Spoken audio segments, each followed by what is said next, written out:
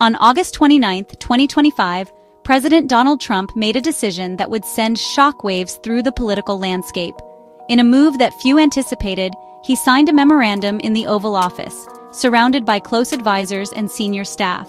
The document, stamped with the presidential seal, would have immediate and far-reaching consequences. The memorandum ordered the termination of Secret Service protection for former Vice President Kamala Harris, effective just days later, on September 1. For years, Harris had been accompanied by a dedicated security detail, a visible reminder of her status as a high-profile public figure and a former heartbeat away from the presidency. News of the decision broke quickly, with reporters scrambling to confirm details and citizens across the country reacting with disbelief and concern. The abrupt end to her protection raised immediate questions about her safety, especially given the polarized political climate and the threats that public officials often face. Secret Service protection is more than just a security measure. It's a symbol of the nation's commitment to safeguarding its leaders, both current and former. The presence of agents is meant to deter threats and provide peace of mind, not only to the protectee, but also to the public. For Kamala Harris, the removal of this protection was both surprising and deeply concerning.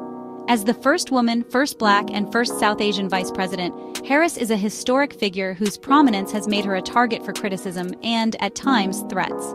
The decision to strip her of this safeguard was met with alarm by her supporters and many in the political establishment.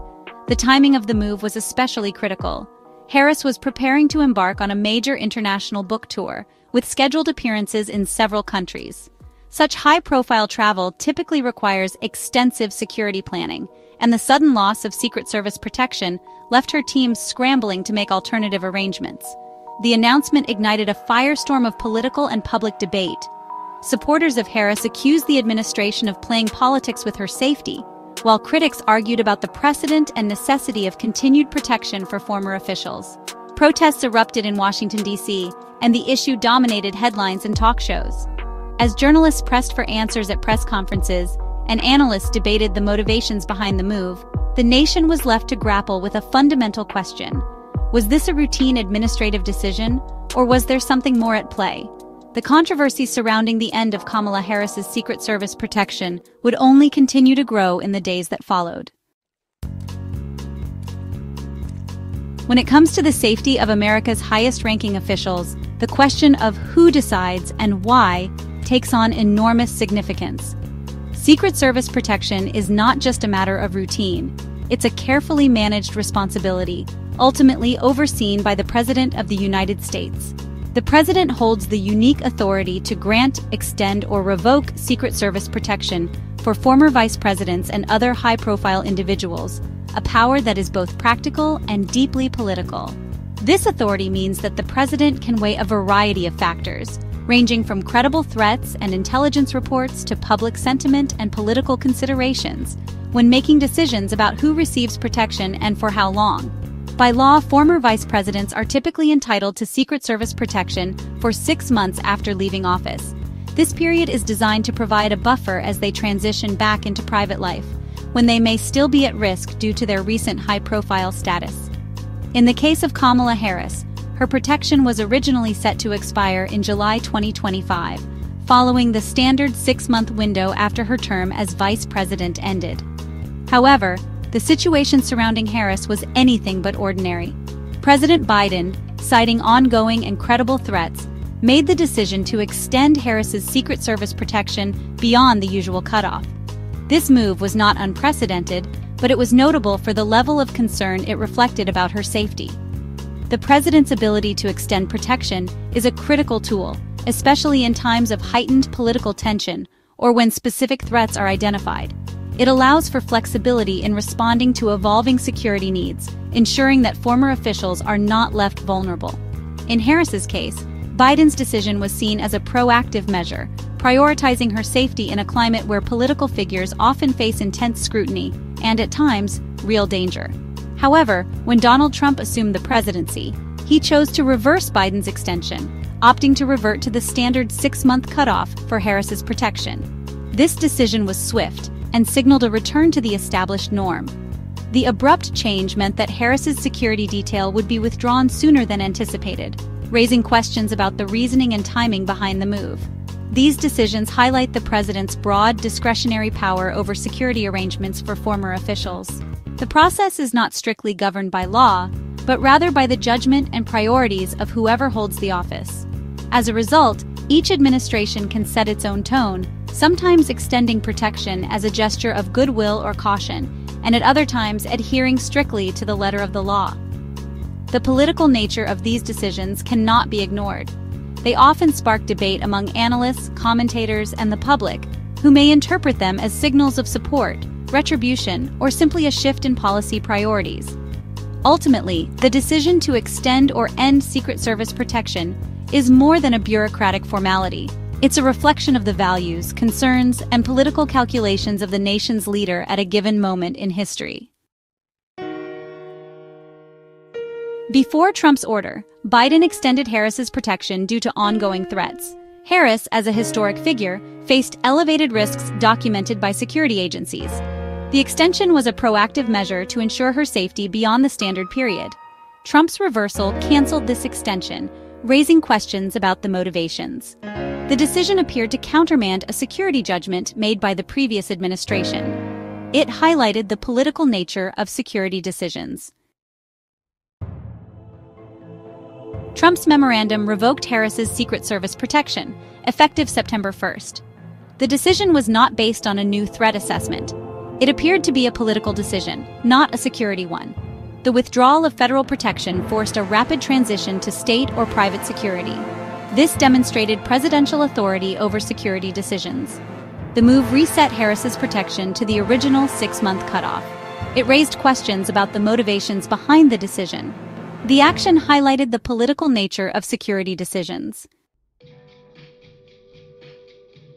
With federal protection withdrawn, California took over Harris's security. The California Highway Patrol, CHP, assumed responsibility for her safety. The CHP lacks the global reach and resources of the Secret Service. Providing security for Harris's international book tour presents challenges. The financial burden of her security now falls on California taxpayers. Harris must adapt to a new security team and protocols. The transition introduces new variables into her security calculus. The change highlights the political nature of security decisions. Harris's book tour, promoting her memoir, increases her public exposure. The tour involves numerous public appearances and media interviews. Without Secret Service, securing the tour is more complex. The CHP lacks authority to operate seamlessly outside California. The tour is a major public reemergence for Harris. Security concerns overshadow the celebratory nature of the tour. The decision adds pressure and uncertainty to her public engagements. The decision faced criticism from Democratic officials, especially in California. Mayor Karen Bass condemned it as political retribution. Governor Gavin Newsom's office described it as politically motivated. California officials coordinated to ensure Harris's safety. Harris's team expressed gratitude for past Secret Service protection. The response avoided direct political confrontation. The differing reactions highlight political fault lines. Critics see it as a misuse of presidential power. Harris's team focused on managing the practical fallout. The White House framed it as a return to standard protocol. Trump's decision is part of a pattern of politically motivated security changes. He has previously modified security for political adversaries. This includes former officials like John Bolton and Mike Pompeo. The action suggests security is used as leverage in political conflicts. Supporters see it as fiscally responsible. Critics see it as eroding norms. The decision raises concerns about the politicization of security. Ending Harris's protection is not just a bureaucratic decision. It raises profound questions about the values and priorities of our political system. When a former vice president, especially one as high-profile as Kamala Harris, loses Secret Service protection, it signals a shift in how we view the safety and dignity of those who have served at the highest levels of government. This move forces us to consider what message we send to current and future leaders about their security and the risks they may face after leaving office. Traditionally, the United States has maintained a strong commitment to protecting its former leaders, recognizing that their visibility and the sensitive information they possess make them potential targets. By breaking with this tradition, we not only put individuals at risk, but also undermine the sense of continuity and respect that has long defined our democracy. The decision to end protection for Harris stands in stark contrast to the long-standing practice of ensuring that those who have held high office remain safeguarded, especially in a climate of heightened threats and political polarization. With federal protection withdrawn, the financial and logistical burden of ensuring Harris's safety now falls to the state of California or to Harris herself. This shift not only strains state resources, but also raises questions about whether private security can match the expertise and coordination of the Secret Service. It sets a concerning precedent, suggesting that security for former leaders can become a patchwork responsibility, dependent on state budgets or personal wealth. More broadly, this decision could open the door to future political manipulation of security resources. If protection can be granted or withdrawn based on political calculations, rather than objective threat assessments, it erodes trust in the institutions designed to keep our leaders safe. The precedent is dangerous. It could be used to intimidate or punish political opponents, or to send a message about who is considered worthy of protection. Such actions risk deterring talented individuals from entering public service, knowing that their safety could be compromised for political reasons. The threat of losing protection may weigh heavily on those considering high office, especially in an era of increased threats and public scrutiny. It also endangers the families and staff of former leaders, who may become collateral targets in a polarized environment. At its core, protecting former leaders is about more than just personal safety. It's about upholding the dignity and stability of our democratic system. The peaceful transition of power, a hallmark of American democracy, depends on mutual respect and the assurance that those who serve will not be abandoned once their term ends. Secret Service protection is a visible symbol of that commitment, reinforcing the idea that our leaders, regardless of party, deserve security and respect. Notably, this move was not prompted by any new security assessment or reduction in threat level. Security experts and officials have confirmed that the risks facing former vice presidents remain significant, especially in today's charged political climate. The decision appears to be driven by other factors, raising concerns about the motivations behind it.